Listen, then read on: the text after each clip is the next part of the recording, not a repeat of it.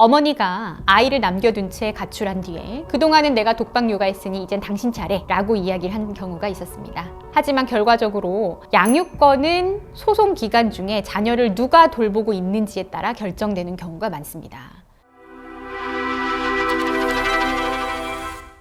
이혼 소송을 준비 중이신가요? 그렇다면 오늘 영상 끝까지 보셔야 합니다. 이혼을 결심했다고 해서 아무 행동이나 해도 되는 것은 절대 아닙니다. 잘못된 판단 하나로 유책 배우자가 될 수도 있고 형사처벌을 받거나 재산과 양육권을 모두 잃을 수도 있습니다. 안녕하세요. 이혼 전문 변호사 법무법인 신세계의 강원구 변호사입니다.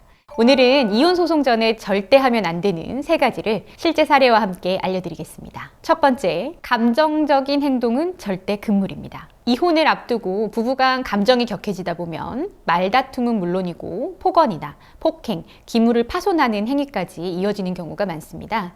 실제 사례에서 남편이 아내와 말다툼을 하다가 휴대폰을 던지고 카카오톡으로 욕설 메시지를 반복적으로 보낸 사건이 있었습니다. 그 과정에서 서로 몸싸움까지 벌어졌어요. 제가 늘 이야기 드리듯 몸싸움을 하면 일단 남자분들이 좀 불리한 경우가 많습니다.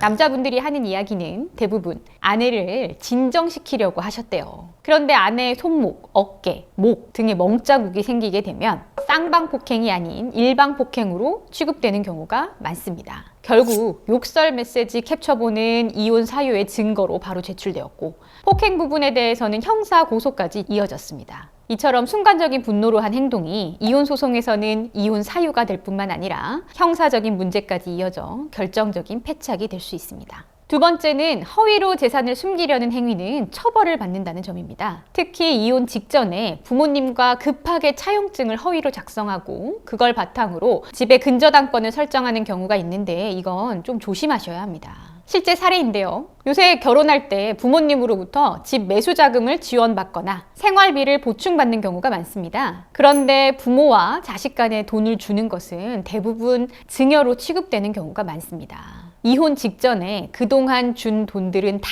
빌려준 돈이라고 주장하면서 차용증을 작성하였고 이를 기초로 근저당권을 설정하였던 사례가 있었는데요. 실제 조사 결과 증여자금이었다. 이렇게 판단이 되고 차용증 역시 뒤늦게 만든 허위였다는 점이 드러나면서 결국 이혼 소송에서도 재산분할에서도 불리한 판단을 받았고 심지어는 강제집행 면탈죄로 형사처벌까지 받으시게 되었습니다. 허위로 차용증을 작성해서 근저당권을 설정하는 행위 절대로 하시면 안 되는 행동입니다. 마지막 3번째로 아이를 두고 집을 나가는 순간 양육권은 멀어질 겁니다. 갈등이 심해지면 집을 나가고 싶은 마음이 생길 수 있습니다. 특히 자녀를 남겨두고 그동안은 내가 독박 육아했으니까 당신도 애 한번 키워봐라 하는 심정으로 가출을 하는 경우도 있거든요. 실제 사례로 어머니가 아이를 남겨둔 채 가출한 뒤에 그동안은 내가 독박 육아했으니 이젠 당신 차례 라고 이야기를 한 경우가 있었습니다. 하지만 결과적으로 양육권은 소송 기간 중에 자녀를 누가 돌보고 있는지에 따라 결정되는 경우가 많습니다. 결국 소송 기간 내내 아이를 돌본 건 아버지였던 것이고 재판부는 아버지에게 양육권을 인정하고 엄마는 아빠에게 양육비를 줘야 한다라는 판단까지 했습니다. 자녀를 두고 홀로 집을 나서는 것은 양육권 주장에 있어서 가장 큰 약점이 될 수 있다는 거 명심하시기 바랍니다. 정리하겠습니다. 이혼 소송 전에 감정적인 행동은 절대 삼가하시고 허위로 재산을 숨기려는 시도는 금물입니다. 그리고 자녀를 남겨두고 집을 나가는 일은 양육권에 있어서 절대적으로 불리하다는 거. 이 3가지만 기억하셔도 이혼 소송에 있어서 큰 불이익은 피할 수 있습니다. 이혼은 감정의 문제이자 동시에 법의 문제입니다. 혼자 결정하기보다는 전문가의 조언을 꼭 받으시길 권합니다. 이상 이혼 전문 변호사 강원구였습니다. 감사합니다.